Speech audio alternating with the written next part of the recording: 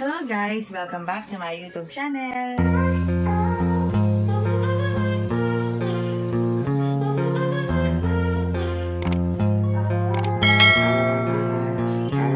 Tila nakabangon ngayon sa pagkatalo nila kahapon sa first game nila ng Signal. Nasabi nga ni Coach Dante na nagpabaya sila pagdating sa third set. Hirap silang makabawi dahil masyado na silang nalamangan ng Signal. Sobrang naapektuhan si Dina Wong sa laro nila kahapon. Kitang-kita sa kanya ang lungkot kasama ng kanyang team.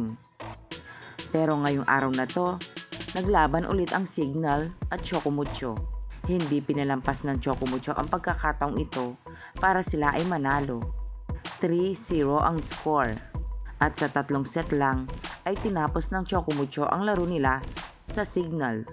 Si Rondina at Dina Wong, ginawa nila ang lahat.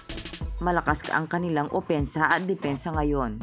Alam na nila kung paano at saan mahina ang Signal. Bawing-bawi ang mga fans sa kalungkutan nila kahapon. Dahil laking tuwa nila ngayon sa pagkapanalo ng kanilang Chocomucho. Isang game na lang, malaki ang tsansa ng Chocomucho na makapasok sa finals. Sa December 12 ulit ang laban ng Chocomucho. Magkapatid na Laksina ay napasayaw na lang sa sobrang tuwa.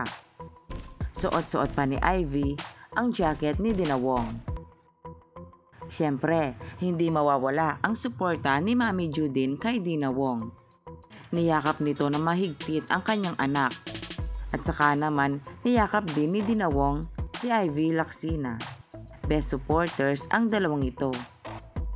Sila ang nagpapalakas ng loob kay Dina. Sa susunod na laban ng Chocomucho ay siguradong may excite ang mga fans.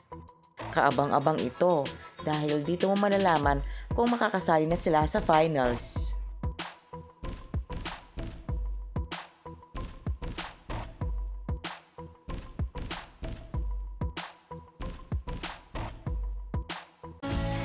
So, ayun na nga guys.